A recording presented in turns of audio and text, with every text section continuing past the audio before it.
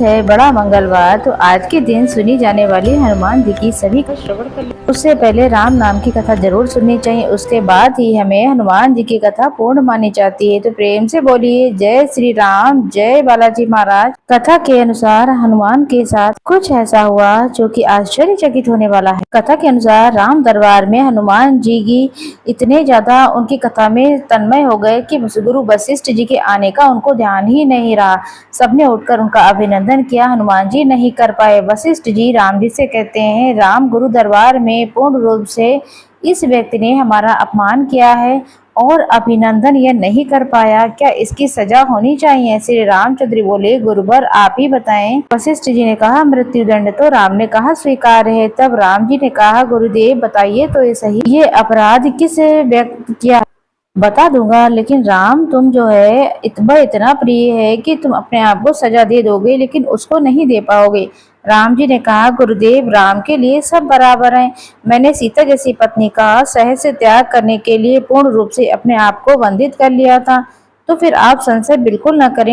नहीं राम, मुझे तुम्हारे ऊपर संशय है, मुझे दंड को परिपूर्ण होने पर भी संशय है। अतः यदि तुम विश्वास दिलाते हो तो मुझे स्वयं से मृत्युदंड से अपने अमोघ बाण से दो, तभी मैं अपराधी का नाम और अपराध बताऊंगा। तब राम ने अपने ससंकल्प अभिव्यक्त कर दिया। तब वशिष्ठ जी ने बताया, ये अपराध हनुमान ने किया है। हनुमान ने भी स्वीकार किया।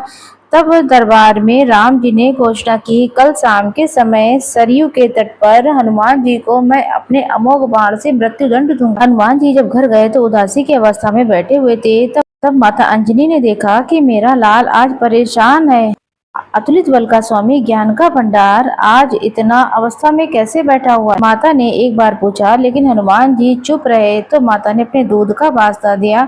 तब हनुमान जी ने बताया, ये प्रकरण हुआ है अनजाने में ही माता। आप जानती हैं, मैं हनुमान को पूरे ब्रह्मांड में कोई नहीं मान सकता है, पर भगवान राम के अमोघ बाण से भी कोई आज तक नहीं बचा है। तो माता ने कहा, हनुमान, हमने भगवान शंकर से राम नाम का मंत्र प्राप्त किया है और मैंने भी तुम्हें जन्म के साथ ही घुट्टी में राम नाम को पिला दिया था।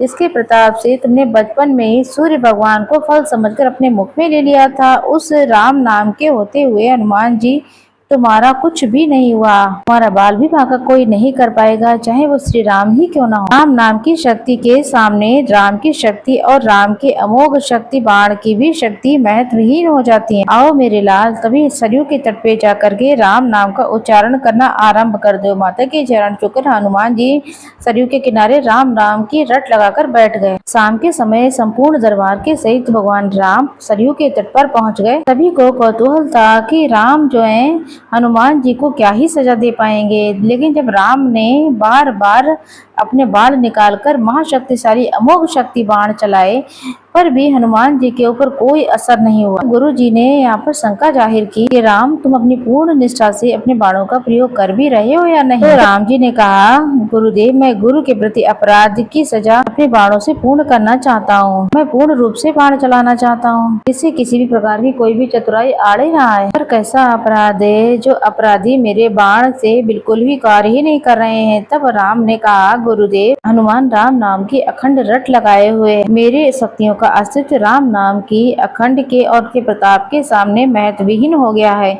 इससे मेरा कोई भी प्रयास सफल नहीं हो रहा है। आप ये बताएं गुरुदेव, मैं क्या करूं? गुरुदेव ने कहा, राम, आज से मैं तुम्हारा साथ, तुम्हारा दरबार त्याग कर अपने आश्रम जाकर के राम नाम जप हेतु कार्य करूंगा। जय राम, मैं जानकर और मानकर ये घोषणा करता हूँ कि स्वयं राम से बड़ा है राम का नाम। राम अमोघ शक्ति का यह सागर है, जो कोई जपेगा, लिखेगा, मनन करेगा, उसकी लोक कामनाएं पूर्ण होंगी, मोक्ष की को भागी के रूप में प्राप्त होगा। मैंने सारे मंत्रों की शक्तियों में राम नाम के समक्ष न्यूनतम माना है, तभी से राम का नाम राम से भी बड़ा माने जाने लगा। पत्थर भी तर जाते हैं जिन पर राम का नाम लिखा होता। तो बोलिए मेरे साथ एक बार, जय जय श्री राम, जय सीताराम।